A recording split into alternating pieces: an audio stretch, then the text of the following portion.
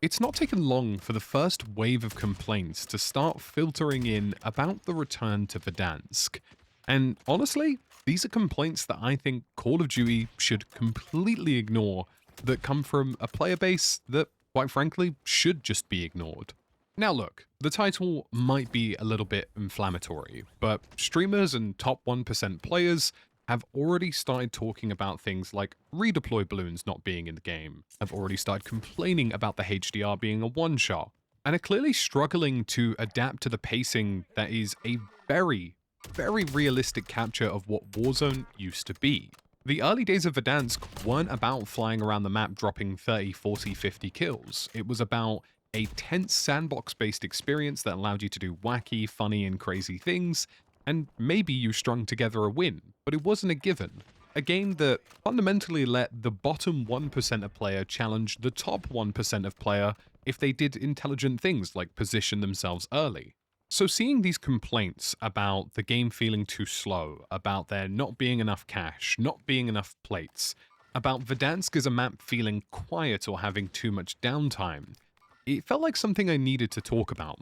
Because all of these complaints and all of these things that people are raising from the top 1% of the player base are things that have taken Call of Duty Warzone away. It's put it into an extreme category that has completely ruined it for the vast majority of players. And you might be wondering to yourself, hang on a minute, aren't you a streamer? And you'd be entirely correct about that. I myself have also had these complaints historically from the early days of Verdansk that pushed Warzone into a different direction. I wanted longer time to kills. I wanted a higher skill gap. I wanted them to get rid of things that made the sandbox environment in favor of something that felt more competitive, simply because we didn't have ranked. And I think that's a critical mistake that should be completely avoided all over again. Because I honestly feel as though the stats and sentiment speak for itself. This is the most amount of people on my friends list I have seen play Warzone in ages, including casual friends who haven't touched the game in years. And if you look around online, people are enjoying themselves. The Verdansk sandbox experience has been truly fantastic, and we're not talking about 50 kill wins and all of these crazy bombs and streaks and stuff that people are doing. We're talking about the random wacky stuff that's happened in our games, the helicopter landings, the weird vehicle plays, the quirky RPG shots, the things that made the original Verdansk special and made it a sandbox first and a BR second is really key. We don't want to lose that essence, and we don't want to lose that feeling. Now, before I talk about some of the things like redeploy balloons and plates and all of these other things that have been brought up in conversation, I honestly just think Verdansk is fantastic. I do have some minor concerns about just a little bit of TTK tweaking, namely that the AK-74 and the AMAX are able to outshoot SMGs, but that's something that can be minorly tweaked and doesn't have to massively change, and I think we should avoid any and all massive changes just to see how the player base actually reacts to this default version of Verdansk. I haven't even thought about the words SBMM or skill-based matchmaking, or thought about sweaty games, or thought about movements, kills, and people zipping up and around places and how the game is frustrating. I've genuinely just been thinking about how wacky some of the plays have been, how fun it's been, how I've lost some rounds because of something that felt a bit random, but it's taken away the frustration factor from Warzone. Yeah, you still encounter the odd sweaty player, and good god, I am definitely one of them, but you also just encounter a very mixed bag of experiences, and the time to kill and one-shot snipers mean that everybody has a fair and reasonable chance to take on anybody so long as they've taken up good positions. So let's talk about the key changes that have gone away. I mean, the first one is redeploy drones, and I think this is a massive bonus for Verdansk, and I don't ever want to see them return. Taking away these drones means that people can't just randomly leave the map and land somewhere else and drop on an entire squad, and you actually have to make methodical decisions around your rotations and use vehicles around you which are much easier to see and attract more attention. This means that teams have to be a bit more intelligent and move a little bit more quickly, and you can be punished for your mistakes in terms of positioning. And if you do decide to use a vehicle, it makes it painstakingly obvious to the entire lobby that you are roaming around the place, and I think that's a huge bonus. The next major change was airstrikes, and I've seen some people complain about there not being an indicator, and I will be perfectly honest with you, I thought this was a terrible change when they announced it. But you know what? I was damn well wrong. Not having an airstrike indicator and positional indicator means that the fear factor is back for airstrikes, and they actually make teams move and make squads get mobile again compared to what they have done before. And the bonus of this being is that back in the day, people wanted this because airstrikes hit people through buildings, and that doesn't seem to be the case anymore unless it lands in a window or in a clear opening. The next major change is the time to kill. Now, I've already expressed a bit of sentiment that the AMAX and the AK need a little bit of tweaking.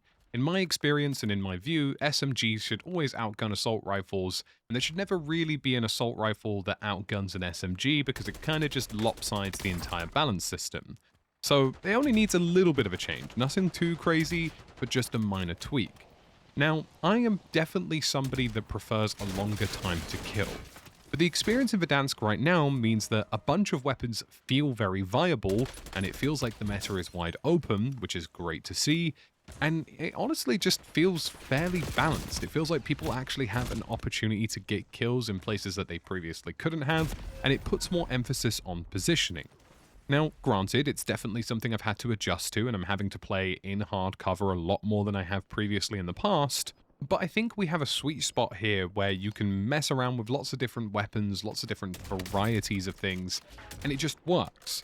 And if they keep refreshing that and adding different weapons and changing things and buffing things, and let a few more into the fray again, then I honestly feel like we'll be in a good spot. Now, there is the opportunity if Call of Duty want to extend the time to kill for ranked play, that they can do that and create a more competitive environment. But by reducing the skill gap in the current environment that they have right now, it feels as though casual players have more of a chance, and it brings so much more of them back to the game and gives them less headaches and less emphasis on the sweats that they've experienced before. One of the other bonuses about all of this as well is that although movement did get nerfed in the lead up to this from the Black Ops 6 Omni movement system, there still is more movement in this iteration of Warzone than there probably ever has been before, and even though there is a fast time to kill, there are plenty of escape avenues available. Having a lethal TTK also means that people are dying more frequently. It's forcing more players to use buy stations because we don't have resurgence mechanics, which we will touch on in a little bit. And it means people are moving around more. There's more risk-reward going on. There's more tension in the game that, in my view, makes everything feel more rewarding. Speaking of resurgence mechanics, another thing that obviously has been stripped back from the game, I honestly feel this is a massive positive change because it means that BR is BR and BR is brutal, BR is taxing, but most importantly, Battle Royale is rewarding. It means that you do string together a win, it's a great feeling. And it does mean that when you do manage to get those, clutch moments and crazy sandbox environment moments, that they feel all the more valuable as opposed to having 75 gulag tokens and a flare every single time you make a mistake. Deaths feel more frustrating, but wins and kills also feel far more rewarding than they have in the past. And the same also applies to the plate economy and the cash economy. Now, yes, I do think there could be a handful more plates, but actually having to think about what you're looting and what you're bringing into endgame and how you could buy a plate box or pick up some useful resources to benefit yourself in these final circles feels like a huge positive, and again is a complaint that I think we're seeing online from the top 1% of players that should just be completely ignored. And everything that I've mentioned so far, the more grounded movement, the lack of redeploy balloons, the lack of resurgence mechanics, were all things that took Warzone to an extreme that wasn't compatible with everybody who enjoyed it in the first place. People have been making comparisons that the return to Verdansk has felt like Modern Warfare 2's update, but that's not fair and it's not a true comparison, and I think it's just a complaint that random content creators, streamers, and top 1% players who want some clicks are essentially saying. The reality is that this is the purest version of Warzone that most people enjoyed, the vast majority of people enjoyed. And whilst this may feel like an extreme compared to Urzikstan, the reality is Urzikstan was extreme. We're talking about a movement system far away from the original Warzone, a time to kill outlandishly different to the original Warzone, an economy, contract, and redeploy system that was massively different, and a map flow that quite frankly made no sense for Battle Royale. Battle Royale was a shell and shadow of itself in Urzikstan, and we should stay as far away from that as humanly possible. And all of these players leveraging these complaints, in my view, should be 1000% ignored. Now, I do want to say, and I do want to specify, that this isn't a blanket statement against all streamers, considering the title, but It has come from some of them, and it has come from some of the comp players as well, but a lot of us, myself included, and a lot of other content creators also acknowledge what has been brought back, the excellence of the sandbox, the excellence of the casual experience, and the fact that we're just not caring about how sweaty Warzone is and just having fun again. And this definitely isn't a please pick me style video, because, well, quite frankly, there are much better content creators out there. Call of Duty has already said that they're willing to add a few more plates to the economy, but I think that's where the changes stop for now. The worst thing I can picture, and the worst thing that I can imagine, is Call of Duty starts re-catering to these movement sweats, the top 1%, the comp players, and the streaming players who want these more competitive environments, because it takes away the fun of Verdansk and it takes away the fun of Warzone in the process. Warzone right now is a fork in the road, and it needs to separate the unranked experience, which is supposed to be sandbox first and competition and BR second, with the ranked experience, which is supposed to be competition and battle royale first and sandbox second, and split them as far away from each other as humanly possible. Warzone right now is the most fun I think it's been since it originally released, and I think it's the most fun for the majority of people. We don't need to force more balanced environments on players and try and give these, huge competitive balancing passes to the game, because there's a space for that now, and it's ranked play. Ranked play is a different world, a different environment, a different set of rules, and if we don't want one-shot snipers and we don't want certain XYZ ABC pieces of equipment, and maybe if we want more health, then use the ranked play environment to fuel that. Don't subject the entire player base to what a slither of the player base wants, even though they are core and most engaged. Because you will keep the majority of players most engaged if we just keep Warzone and Verdansk at its purest and most fun self, which is a sandbox environment where wacky shit goes down. And in fact, I would honestly take this a step further, and I would say to Call of Duty, now is the time to double, triple, and quadruple down on the fun, and avoid making sweeping changes. I know Ascenders are returning to certain buildings, and I'm really glad that's happening because honestly, I just felt like the Ascenders were a nice upgrade.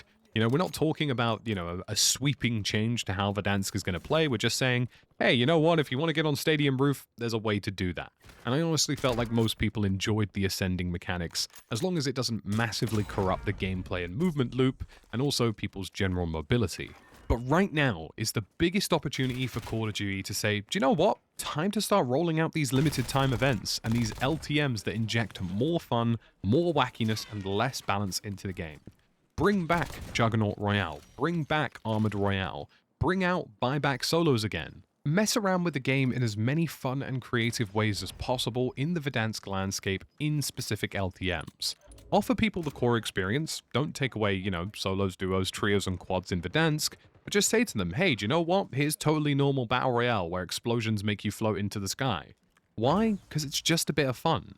And whilst most people won't love it, and there will be some people who avoid it entirely, the people that will enjoy it are going to have a great time with it. And LTMs right now is something that has been missing from Warzone for the past year or two, and everything is focused on these weird resurgency power-up abilities that feel very samey and feel very boring, when in reality, people just want a different alternative objective, something that feels crazy, something that feels wacky.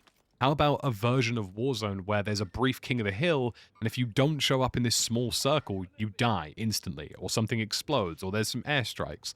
Whatever it so happens to be, just mess around with it. Have some fun with it, because that's what Warzone's supposed to be about right now. I'm really interested to hear you guys' thoughts and feelings as probably more engaged players, seeing as you're watching this video, but also some of you guys who are a bit more casual and perhaps haven't picked up Warzone in a while. Let me know your thoughts and feelings. Have you been having fun? Has it felt sweaty? Is it a little bit different? I just want to see what you guys are thinking and feeling and how much you're resonating with the entire Verdansk experience and if it's something that you've enjoyed so far. Let me know in the comment section down below, and I'll see you again in the next one.